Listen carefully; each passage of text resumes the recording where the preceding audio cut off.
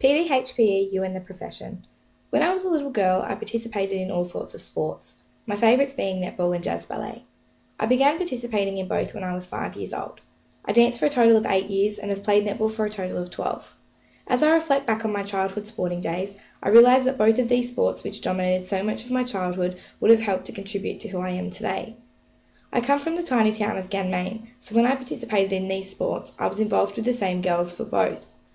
Today I am known to be a social butterfly, and I think these two sports would have been the foundation of creating my sociable personality that I'm known for today. As I participated in dancing from the age of 5, I would have still been learning my fundamental movement skills. The basis of the dancing class I participated in was focused a lot around these fundamental movement skills. The Department of Education in WA says that people who are proficient movers often have high self-esteem and self-confidence and are more willing to take risks and are popular playmates in the school ground. I think this encompasses who I was as a person when I was in school and who I am today. Since leaving school, I have joined a gym and frequently go on walks with my friends. The gym is a strenuous time where I have a set plan which has been organised around my goals. The walks I go on are relaxing, very much a social event, and allow me to tune out and focus on the nature that surrounds me. I think the New South Wales PDHPE syllabus sums it up well by saying physical activity is important in contributing to quality of life. Participation in active pursuits can be enjoyable, creative, and a social outlet that has the potential to build self-esteem. As I spent majority of my time away from home, I would say one of the biggest influences of my approach towards PDHPE would have to be attending boarding school. Where I attended, they encouraged every student to be involved in some form of extracurricular activity, and these were usually in the form of sport. Nearly everyone participated in some form of extracurricular activity, even if they didn't participate in any sort of sport throughout the school day. Another major factor is my family and my community. Just like anyone who follows a league of footy or some form of sport, you're majorly influenced by what's around you, and this determines your mindset. I personally follow AFL because that's what I grew up with. My hometown doesn't have any form of league, soccer or union played, there's just AFL. I also support the Collingwood Football Club because this is who my parents supported and I was practically brainwashed from birth. Families and communities are a major factor in children's lives and can determine which sport a child loves playing, which sport they love to watch, and even which team they support. As I grew up, my likes and dislikes of sport and PE changed. As I mentioned earlier, dancing dominated my younger years, but then as I grew older, I became more distant and didn't want to do it anymore. And then by the time I was around 12 years old, I stopped dancing. The same thing happened with netball. I used to love netball when I was younger, when it was just for fun, and then all of a sudden it became competitive, and some people became mean, and it was not just on the other team, but within my teammates as well. This made me unhappy, and I soon decided I didn't want to play netball anymore, until I was in Year 9 and began playing it again for fun. It seems as though there are many different reasons why kids change their likes and dislikes of sport. Sometimes it is a bad experience like I had with netball, and other times it's just simply because the child is growing up and their personality is changing as they do. I enjoy PDHPE mainly because I spent most of my schooling life experiencing the fun and enjoyable side of PE. I know how excited I used to get when it was PE time, and I want the kids I teach to feel the same way.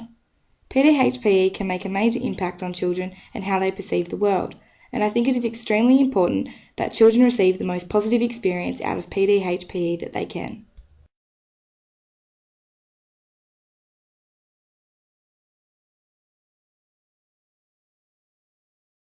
What does the ideal PE teacher look like?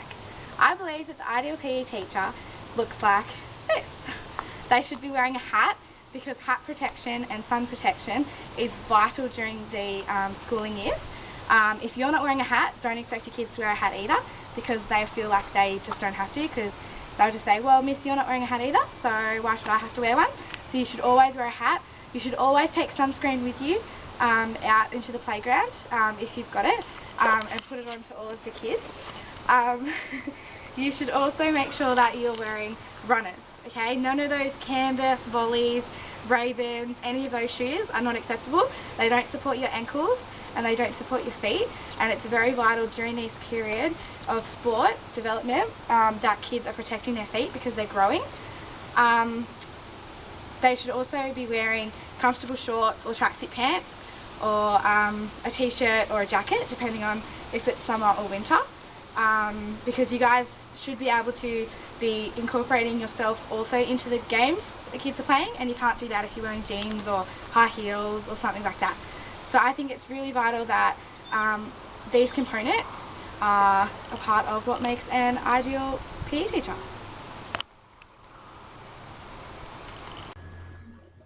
A HPE teacher needs to be approachable, encouraging, enthusiastic, motivated, fun, creative, energetic, dedicated, knowledgeable, and a role model.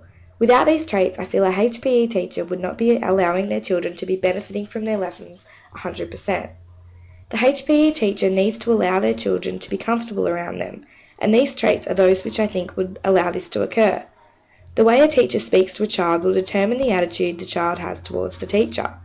A HPE teacher needs to speak confidently and with a happy tone. Some common phrases heard might be, Hey guys, and welcome to today's lesson. I really hope you guys are as enthusiastic as I am about today's lesson. It's really sad to see that some people aren't wearing their proper uniform today. It's really vital that you guys wear your proper runners and your hats as well, because of health and safety reasons. I'm going to have to ask those people who didn't wear their right uniform to sit out. I don't want to see you guys get injured. I really love how much effort you guys are putting into today's lesson. It's fantastic. I really love the teamwork of this group. It's really great to see you guys working as a team, and I hope that everyone else in the class can copy what these guys are doing with their awesome teamwork. I think to be a confident and competent HPE teacher, you need to know your stuff. There is no use trying to teach kids what they need to know if you have no knowledge of it yourself.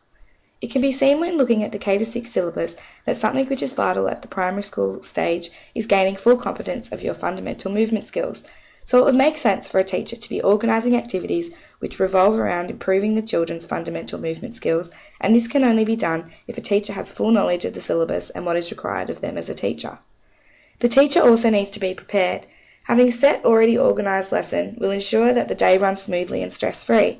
However, in saying that, a HPE teacher must also be willing to compromise, because nobody can fully prepare themselves for spontaneous events which may occur throughout the day.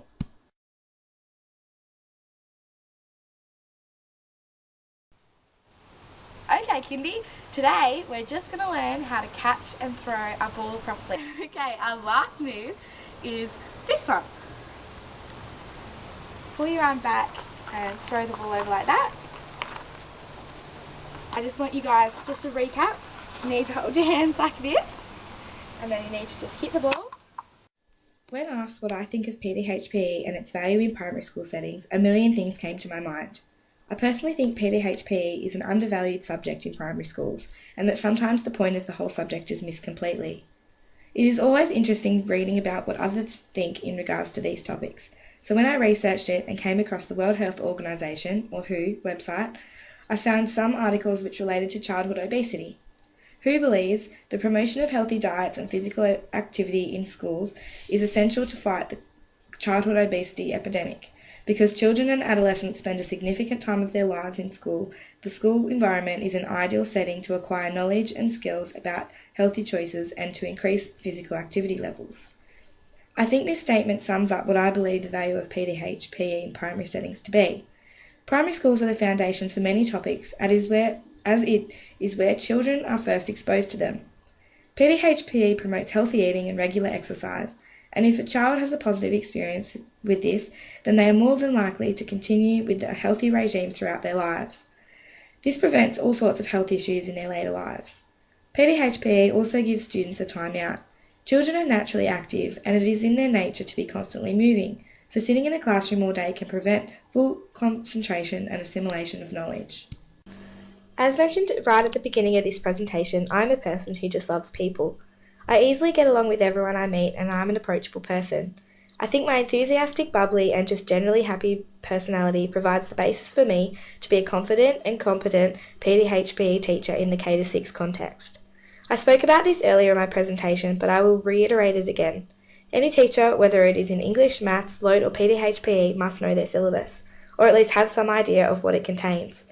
If a teacher has students who are excelling in all areas of the school, it can be guaranteed that that teacher knows their syllabuses almost perfectly. The Department of Education and Training states that the significance of students' learning lies in the connections between and among the student as an individual and social being, the nature of the work at hand, and the context in which such work matters. In relation to this, I believe that it is the teacher's job to encourage each individual in their class to do their very best, provide them with suitable and relevant work, and allow the children to make connections with the work they are doing now and the world around them. Thank you for watching my presentation.